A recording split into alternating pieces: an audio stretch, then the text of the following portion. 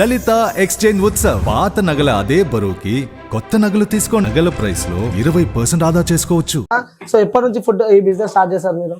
ఇది 2011 November 29 start చేసాం. Okay, అప్పటి నుంచి కంటిన్యూ అవుతుంది. కాకపోతే ఇంత పబ్లిక్ రావడానికి కారణం అయితే గనక యూట్యూబ్ వాళ్ళే.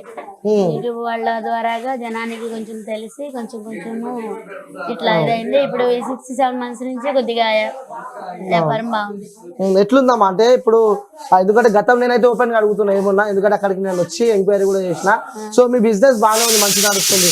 సో పక్కన వాళ్ళు కూడా అదే అన్నట్టు ఎవరికైనా ఉంటుంది, అంటే మనం ఒక దగ్గర వస్తుంటే కూడా పక్కన వాళ్ళకి ఉంటుంది. సో వాళ్ళకి మీరు చెప్పాలంటే ఏం చెప్తారమ్మా? అలా ఏముండదు నాన్న. అలా అంటే ఇక పర్వాలేదు, అందరూ బాగానే ఇదిగానే ఉంటారు. ఒకళ్ళ ఇదని ఏముండదు, బాగానే ఉంటారు, అందరూ బాగానే ఉంటారు. సో అంటే మీ దగ్గర కూడా చాలా మంది క్రౌడ్ వస్తున్నారు అంటే, ఎందుకంటే నేను కూడా చూస్తున్నా. సో రోడ్ అంతా ట్రాఫిక్ జామ్ అయిపోయినాయి. సో కొంతమందితో మనం మాట్లాడినా ఫుడ్ అయిపోయిందని చెప్పి కొంతమంది డిసప్పాయింట్ అయ్యారు. అయినా పర్లేదు, మా కుమార్ ఆంటీ దగ్గర ఉంటే గ్రేవీ వేసుకున్నా దీన్ని సాటిస్ఫై అవుతామని చెప్పి అంటున్నారు. అయిపోయినా గ్రేవీ వేసుకునైనా తింటారు. కానీ వచ్చిన వాళ్ళందరికీ కూడా ఒకటే చెప్తాను, నాదే కాదు అక్కడ చాలా ఉన్నాయి, అందరికీ బాగుంటాయి, అందరి దగ్గరికి వెళ్ళమని కస్టమర్స్ అందరికీ సజెషన్ చేస్తాను, చెప్తాను, వెళ్తారు. అయ్యో ఆంటీ కొంచెం ఎక్కువ రావచ్చు కదా అంటారు. కానీ ఓపిక మించి అయితే చేయలేం కదా, ఇదే కొంచెం మాకు ఇదిగా ఉంది. అది అంటే అప్పటికి ఇప్పటికి ఏమన్నా ఇంక్రీజ్ అయిందా అంటే ఫుడ్ లో పెంచడం కానీ? అంటే పెంచడం కానీ అంటే కొంచెం ఇప్పుడు కర్రీస్ రైస్ తగ్గిపోయింది, కర్రీస్ ఎక్కువ వెళ్ళిపోతున్నాయి. కర్రీస్ బాగా టూ మచ్ వెళ్తున్నాయి కర్రీస్. అంటే కర్రీస్ అమ్ముకున్నట్టుంది. అట్లా నాన్ వెజ్ అయితే బాగా వెళ్తుంది, ఓన్లీ కర్రీస్ అన్ని ఐటమ్స్ కూడా. అది ఇదివరకు కొంచెం అన్ని ఫిష్ ప్రాన్స్ అవన్నీ కొంచెం ఒక 2 hours అన్నా ఇది ఫిష్ అవి ఉండే. ఇప్పుడు అవి 2 hours కూడా ఉండట్లా. మటన్ 10 కిలోలు పెట్టినా గానీ ½ an hour కూడా ఉండట్లే ఇప్పుడు. అంటే చాలా మంది మీ అభిమానులు అంటే ఫుడ్ కోసం కాదు, మేము కుమార్ ఆంటీ కోసం వస్తున్నామని చెప్పి చెప్తున్నారు. ఎట్లా అనిపిస్తుంది? హ్యాపీగా ఉందమ్మా, సంతోషంగా ఉంది. ఓ పక్కన ఆ క్రౌడ్ చూసి మళ్ళీ మనకి పోలీసు వాళ్ళు ఏమంటారు ఇదిగా అని చెప్పి భయం వేస్తుంది. ఎందుకంటే వాళ్ళని కూడా మనము ఇది చేయాలి కదా. మనం ఎంతమంది వచ్చినా గానీ పబ్లిక్ అయితే మాత్రము మన వల్ల ఇంకొకళ్ళకైతే ఇది అవ్వకూడదు. అది ఒకటే వచ్చిన వాళ్ళందరికీ ఒకటే చెప్తాను, వచ్చిన వెహికల్స్ ఏ వెహికల్స్ వచ్చినా గానీ దారి ఇచ్చి పార్కింగ్ అనేది కొంచెం పక్కకి సైడ్ కి పెట్టుకుని కొంచెం అవతల పక్కకి పెట్టుకుని. అంటే చాలా మందికి మీ అడ్రస్ ఇప్పుడు అందరికి తెలిసిపోయింది, కానీ జనాలు చాలా మంది మిమ్మల్ని చూడడానికి, అలాగే ట్రాఫిక్ కూడా చాలా హెవీ జామ్ అవుతుంది.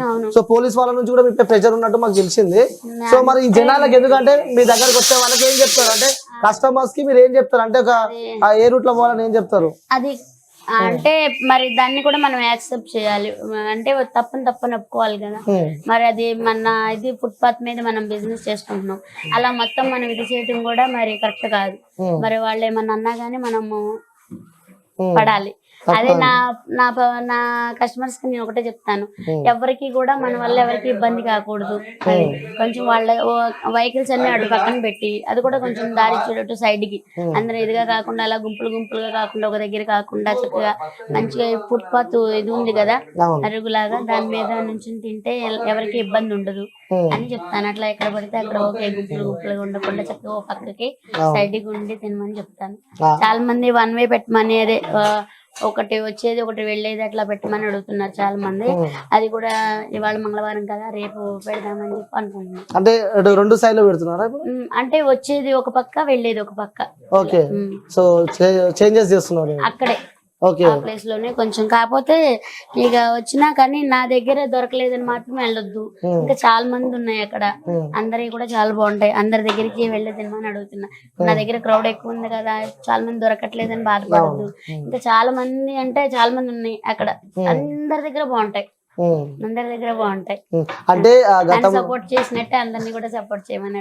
అంటే గతంలో కూడా మీరు అక్కడ నుంచి ఎప్పటి నుంచో బిజినెస్ చేస్తున్నారు, అంటే పక్క వాళ్ళతో కూడా మంచి పరిచయాలు ఉంటాయి.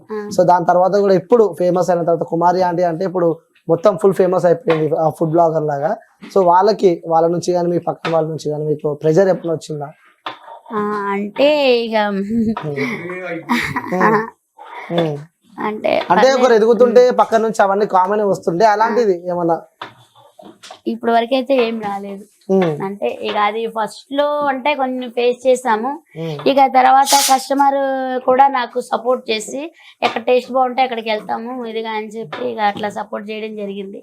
ఇప్పుడు కాదు, 12 సంవత్సరాల బ్యాక్ స్టార్టింగ్ లోనే చాలా అంటే చాలా ప్రాబ్లమ్స్ ఫేస్ చేసాం. 1 year పడ్డాం మళ్ళీ. అంటే ఎలాంటి ప్రాబ్లమ్స్ ఎక్కువ పడ్డారు మీరు?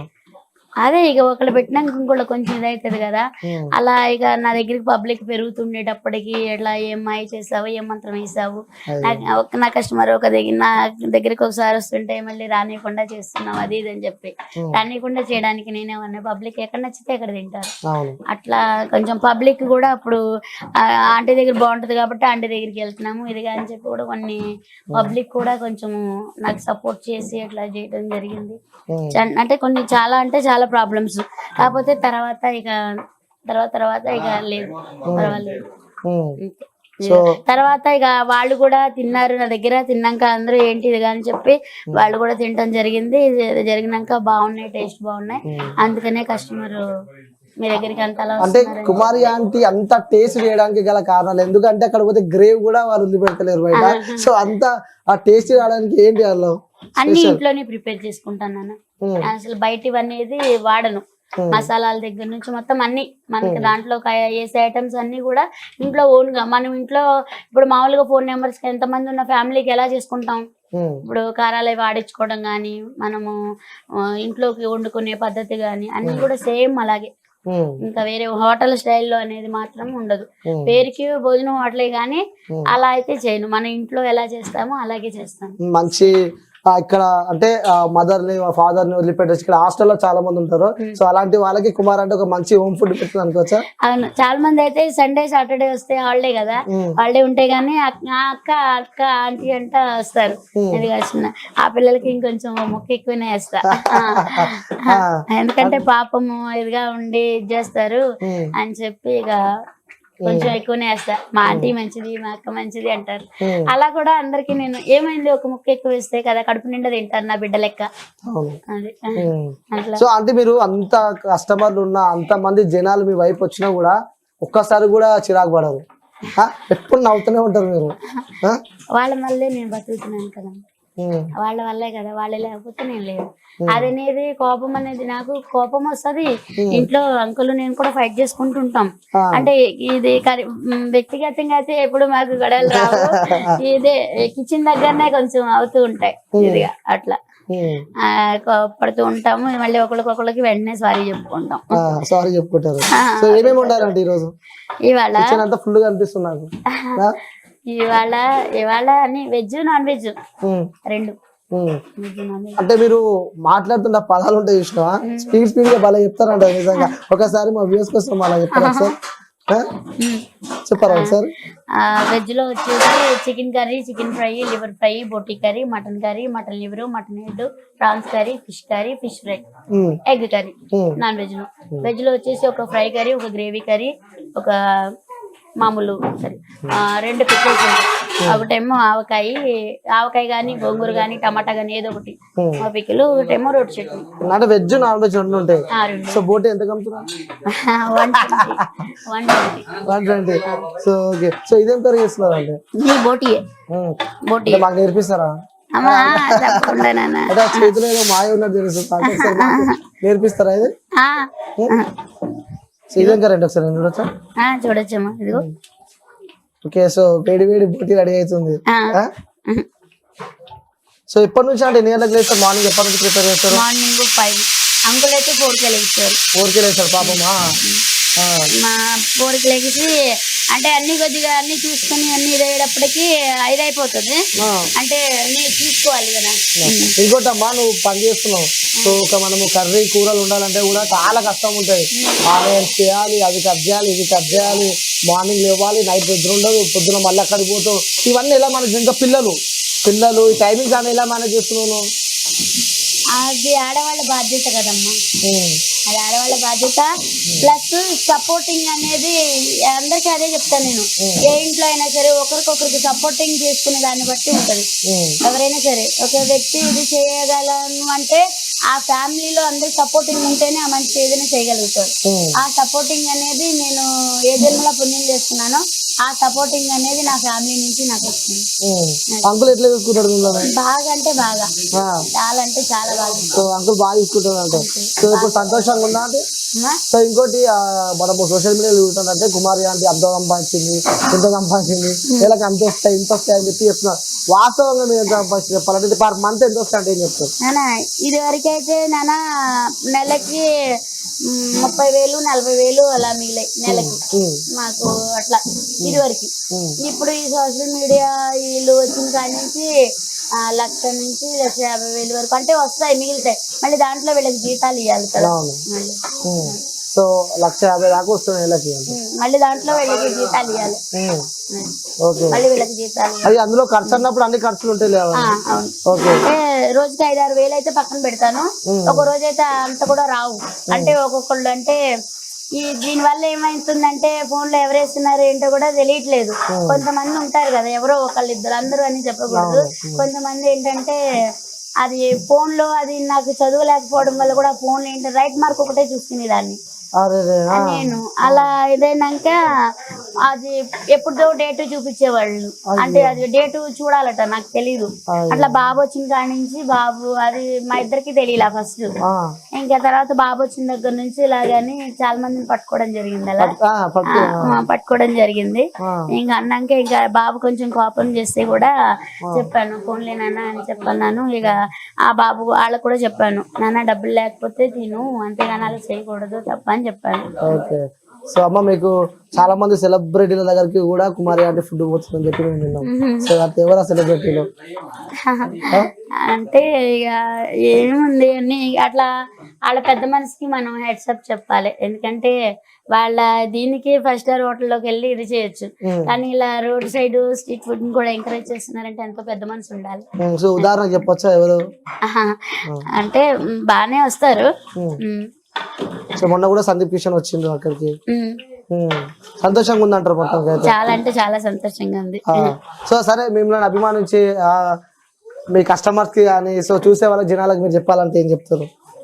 దేని గురించి? మీ గురించి. సో ఎందుకంటే ఆ యూట్యూబర్సే మీ వీడియోలు కూడా చాలా వైరల్ అయినాయి కదా, సో వాళ్ళకి ఆ చూసే ప్రేక్షకులకి చివరిగా మీరు చెప్పాలంటే ఏం చెప్తారు? ఇప్పుడు నన్ను ఇంతలా పైకి ఎత్తుతున్నారు కదా అందరూ కలిపి, కానీ అట్లా ఇదిగా ఉన్నందుకు సంతోషంగా ఉంది.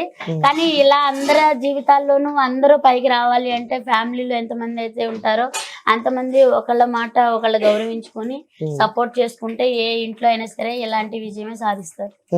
సో ఇంకోటి మీకు ఇష్టమైన హీరో ఎవరు?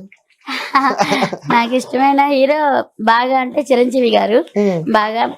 తర్వాత 5 ఉన్నారు. 5 ఉన్నారు. సో 5 ఫస్ట్ చిరంజీవి, తర్వాత నాగార్జున కింగ్, వెంకటేష్ గారు, విక్టరియా, బాలయ్య గారు, బాలయ్య బాబు, మళ్ళీ పవన్ కళ్యాణ్.